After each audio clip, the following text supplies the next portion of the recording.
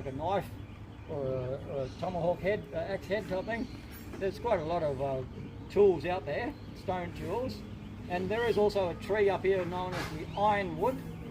The name speaks for itself. It's a native tree, ironwood. I can't remember the botanical name for that one. It's a bit of a difficult one.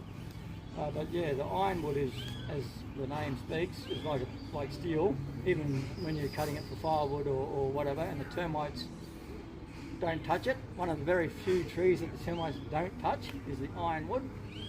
But yeah, the ironwood is used also in a lot of the tool making and weapons and whatever, because basically it's like a piece of steel. But in the park here, down near just near the front here, between here and the reception, there's actually a couple of native trees down here, either side of the driveway. Native fig trees, but they're commonly called the sandpaper fig. The actual leaves on the tree itself is like a piece of sandpaper. And depending on the age of the trees, if it's a young tree, the actual leaves on the tree are actually like a fine piece of sandpaper.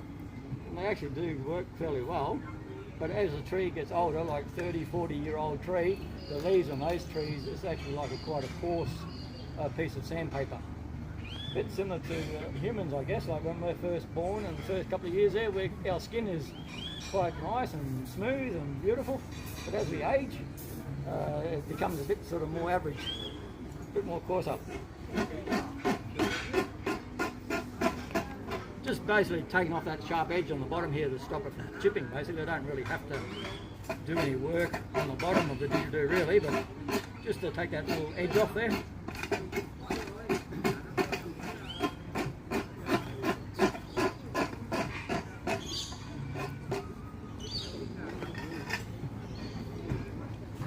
That there's just slightly bigger than my thumb size hole there, from the top of the didgeridoo there. I'm just going to open it up a little bit more. Not much, but just a little.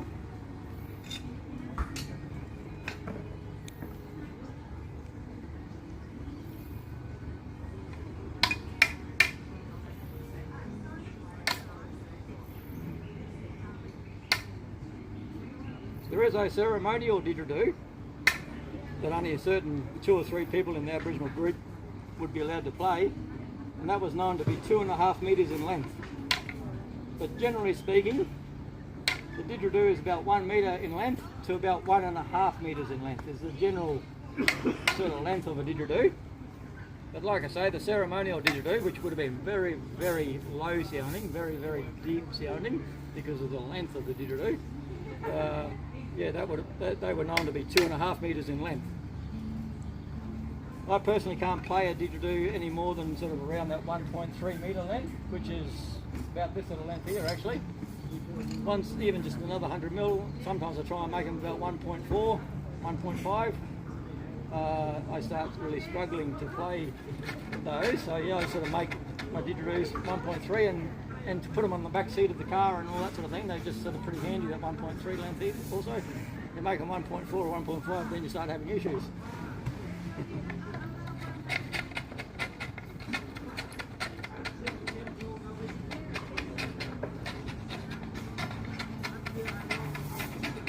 Do all Aboriginal cultures around the country play the didgeridoos? Definitely a Northern Australian sort of item or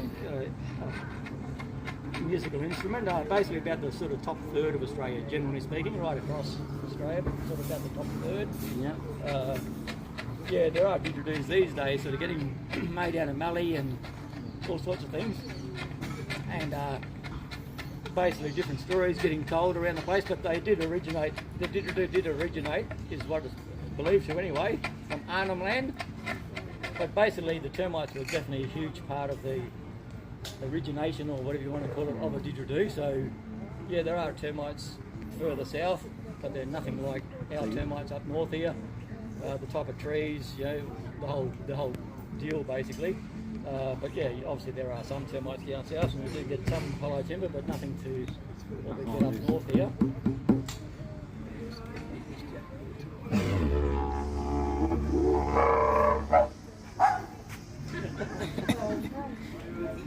I'm going to go and get my beeswax. I probably didn't need to put it over the car. Goes a bit hard on this.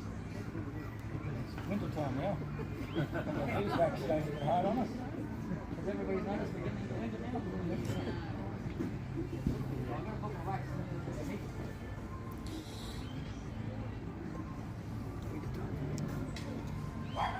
Hello. Welcome to the Brown Breaks. Yeah, it's just taking a.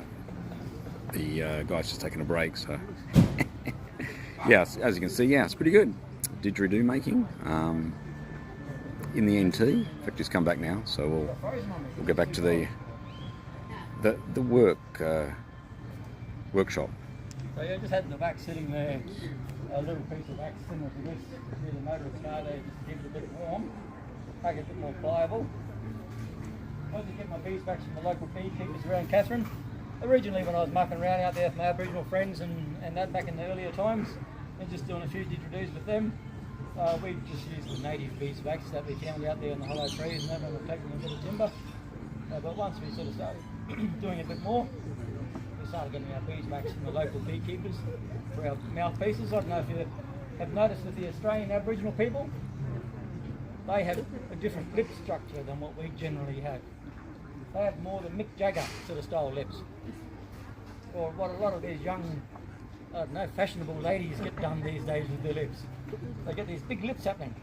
So the tops, when I'm out there on tour with my Aboriginal friends, quite often if I get the didgeridoo back off the Aboriginal chap, I'd have to get the beeswax and actually push it, you know, probably half the size of what he's got type thing, basically. Like I'd go to play it after he's been playing, and it felt like half my face was falling into the top of the didgeridoo type thing. So yeah, they do have quite a large top on the top of the didgeridoos, but yeah, they've got a different lip structure than what we generally have.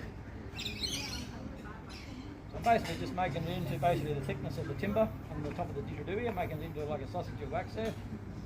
Some places just melt a pot of wax on the stove or on the fire and just dip the didgeridoo in the melted wax, and then they can sit it in the gallery and say it's got a beeswax mouthpiece, but it's only got a very thin bit of wax on it. You can't actually adjust. The idea of having the wax is actually so you can adjust the size of your top of your didgeridoo.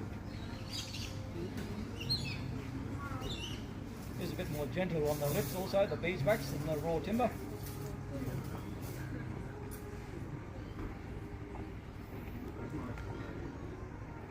I'm still working out Mother Nature tonight. She's sort of cutting up top a bit early on me with this light type thing, but I'll have to organise a little floodlight up here somewhere to come down on me, I think. Run out of light towards the end of the show.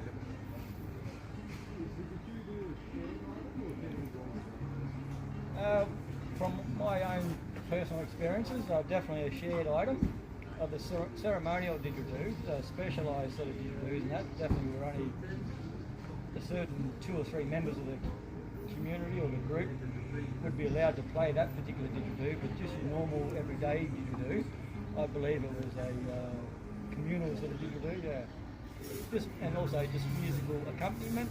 Some people will tell you, and it could possibly be true in certain groups, but yeah, they'd sort of be telling stories through the didgeridoo, and it would drift through the wilderness to another group, I think. But I've always believed it was musical accompaniment to the didgeridoo. I've gone around the outside of the didgeridoo, just pressing the beeswax down the outside there, and also now I'm actually just pressing the beeswax down around the inside here. At home I do have a big bucket of what we call bondcrete or lockcrete. It's actually designed for your concrete, helping seal and lock your concrete and that up when you're doing your concreting. Basically most of our timber is still green, still got a bit of moisture in the timber generally speaking. So once we strip all the bark off and clean the didgeridoo down, within 1 or 2 days we like to try and get our timber sealed up. It can dry out too quickly, and you might get some more splits happening near the ends of your timber. So we do seal all our timber with a couple of coats of bondcrete or lockcrete and get plenty around the top and around the bottom. When I go home tonight I'll pop this mouthpiece back off again, and I'll do my sealing tomorrow or possibly the next day with this particular one. But the Aboriginal people back in the earlier days, they obviously didn't run around with these big buckets of bondcrete or lockcrete. They didn't get too concerned, you know, if it was a ceremonial type didgeridoo, a special didgeridoo, although sort of try and look after that particular one a bit better, and sometimes I might even use a bit of the spinifex grass. They burn the spinifex grass, and from the roots of the spinifex grass, they get like a wax resin, and they rub over the whole didgeridoo just to help seal the timber a bit.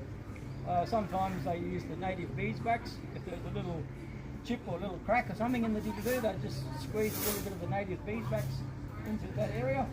But basically, like the general didgeridoo, if it got too badly dried out too quickly or got too damaged on the troubles wandering around, they would basically just go and make themselves another one if it wasn't a special didgeridoo, if it's just a communal didgeridoo. But when they made the didgeridoos, they knew about it being moist and whatnot. You know, they worked it out over the time, experience, that it would dry out too quickly. So they'd get their timber and actually place it down beside the creek or down beside the billabong, and sometimes even bury it a little bit in the mud. So it would actually dry up slowly, not just leave it up on the dry ground in the full sun and dry up too quickly. They had their different techniques on how they went about it also back in the day. We'll give this one a try.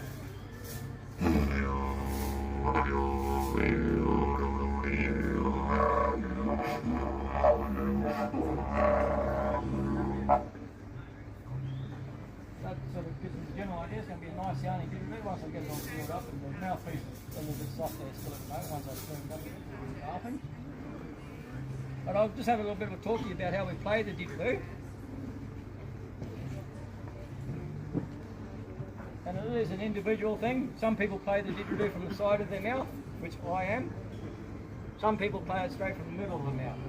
It's hard to look at an individual person and know what's best for that particular person. I know the side of my mouth just through experimenting is the best for me, and I'll show you the difference between